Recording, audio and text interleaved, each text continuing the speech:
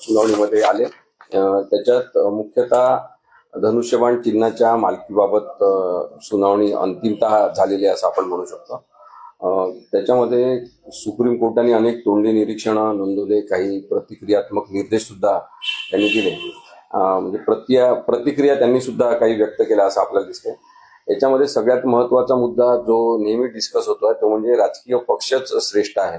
राजकीय पक्षाचे जे प्रमुख असतील, ज्यांच्या ताब्यात पक्ष असेल तेच पक्षाचे निर्णय घेऊ शकतात, त्यांच्या सहीनीच पक्षाचे निर्णय होतात आणि राजकीय पक्ष श्रेष्ठ असल्यामुळे राजकीय पक्षावर ज्यांचा ताबा आहे त्यांनी घेतलेले निर्णयच हे मानले पाहिजे, कायदेशीर ते असले पाहिजे.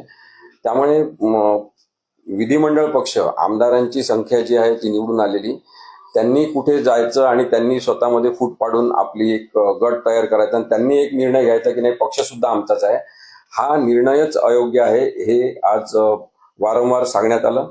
त्यासाठी मी जे सकाळी दाखले दिले होते वेगवेगळ्या केसेसचे ते सुद्धा दाखले देण्यात आले. पण सगळ्यात महत्वाचा निर्णय सुभाष देसाई या केसमध्ये सर्वोच्च न्यायालयाच्या 5 न्यायाधीशांनी जो निर्णय घेतला होता तो महत्वाचा आहे की राजकीय पक्षच श्रेष्ठ आहे. पॉलिटिकल पार्टीला कोणतीही गोष्ट सबसाईड करू शकत नाही.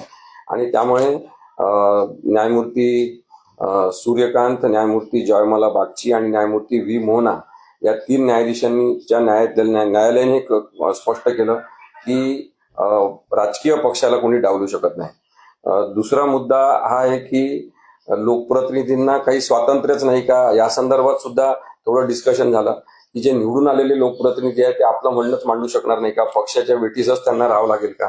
तर त्याबद्दल आज न्यायपीठाने असं म्हटलं की एक सुवर्णमध्य त्याच्यामध्ये असायला पाहिजे आणि निवडून आलेल्या लोकप्रतिनिधींना अपवादात्मक परिस्थितीमध्ये आपले मत मांडण्यासाठी किंवा मतभेद व्यक्त करण्यासाठी काहीतरी संधी असली पाहिजे.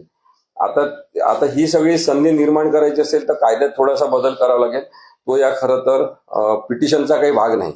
त्यामुळे न्यायालयामध्ये झालेल्या चर्चेचा उल्लेख म्हणून मी आपल्याला हे सांगतोय. आता उद्धव ठाकरेंतर्फे हे सातत्याने सांगण्यात आलं की निवडणूक आयोगाच्या पूर्वीच्या निर्णयावर आमचा आक्षेप आधीपासून आहे. निवडणूक आयोगाने आपला निर्णय घेताना पक्ष चिन्ह आणि पक्षाबद्दलचा निर्णय घेताना स्वतःच्या अधिकार कक्षा ओलांडलेल्या आहे आणि ते त्यामुळेच भ्रष्ट पद्धतीने राजकीय पक्षाशी हेतुपुरस्सर दुश्मनी घेतल्याप्रमाणे वागलेले आहे शिवसेनेशी. आणि त्यांनी भारतीय जनता पक्षाच्या सांगण्यावरून, म्हणजे मी हे म्हणतो आहे, कोर्टात काही म्हटलेलं नाही आहे, पण त्यांनी भारतीय जनता पक्षाच्या काही नेत्यांच्या सांगण्यावरून अशा प्रकारचे वागणूक निवडणूक आयोगाने केली आहे. त्यांनी तटस्थपणा गमावलेला आहे.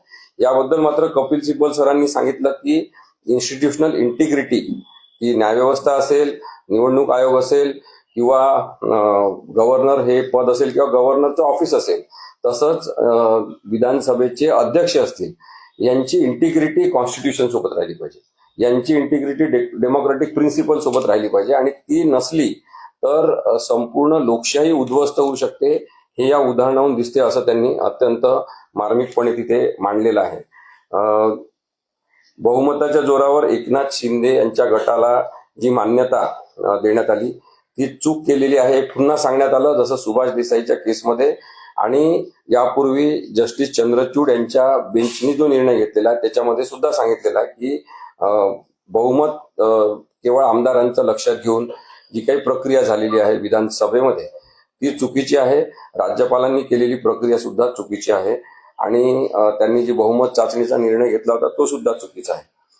पक्षांतर बंदी कायदा जो 10व्या अनुसूचीनुसार आहे त्याच्यामध्ये कोणत्याही विलिनीकरणाशिवाय पक्षाचा ताबा घेण्याची किंवा विधिमंडळातील फुटीला मान्यता देण्याची परवानगी नाही, हा युक्तिवाद सुद्धा करण्यात आला. आता यानंतर शिंदे गटातर्फे त्यांचे वकील पुढच्या तारखेला मांडणी करतील आणि पुन्हा काही मिनिटांचा कालावधी, हा कदाचित 10-15 मिनिटांचा कालावधी हा आम्हाला सुद्धा दिला जाईल बाजू मांडण्यासाठी उद्धव ठाकरे यांच्या मूळ शिवसेनेतर्फे. तेव्हा कपिल सिब्बल सर आणि ॲडव्होकेट देवदत्त कामत हे पुन्हा काही मिनिटं बाजू मांडतील की उर्वरित मुद्दे जे आहेत ते कव्हर करण्यासाठी. परंतु संविधानिक दृष्टिकोनातून अत्यंत स्पष्ट अशी केस आहे, न्यायालयाच्या लक्षात आलेलं आहे असं नक्की म्हणता येईल. तुम्हाला अपेक्षा आहेत का की निर्णय तुमच्या बाजूने? हा निर्णय मी आधीपासून सांगतोय की हा निर्णय संविधानाच्या दृष्टीने उद्धव बाळासाहेब ठाकरे यांच्याच बाजूनी लागायला पाहिजे. तशी अपेक्षा संविधानाची आणि लोकशाहीची आहे.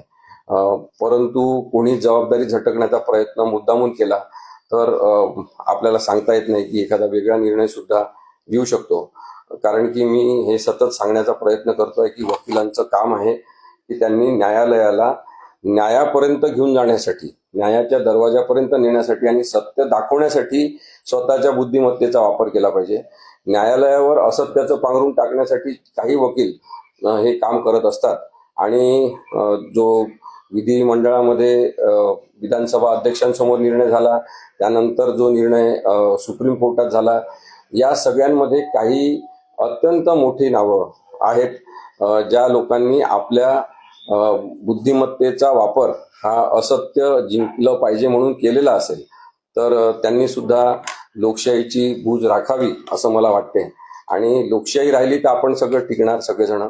आणि इतकी मोठी ही लोकशाही संविधानानुसार चालू आहे हे आपलं भाग्य आहे आणि त्यासाठी आपण काम केलं पाहिजे असं मला वाटतं. राजकीय पक्षाला डावलू शकत नाही असे तुम्ही मुद्दा सांगितलेला आहे किंवा न्यायमूर्तींकडून मांडण्यात आलेला, पण अजून पक्षाचा असा कुठला निर्णय झालेला नाही. पक्ष कोणाचा आहे काय नाही, निर्णय अंतिम सुनावणी झाल्यानंतर होईल. आता त्यांची बाजू मांडल्यानंतर मग हा निर्णय होईल.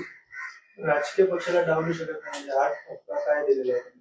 राजकीय पक्ष आणि विधिमंडळ पक्ष असे दोन वेगळे भाग आहेत. हे सर्वोच्च न्यायालयाने त्यांच्या निर्णयात मान्य केलं आहे, आधीच्या सुद्धा 2 निर्णयांमध्ये. आणि त्यामुळे आमदार किती पण फुटले, आणि आमदार हे 5 वर्षाचं आयुष्य घेऊन जगत असतात. 5 वर्षाचं आयुष्य झाल्यावर त्यांना पुन्हा निवडणूक लढावं लागते, निवडणूक जिंकावं लागते. काही जण निवडणूक हरतात, काही जण निवडणूक जिंकतात.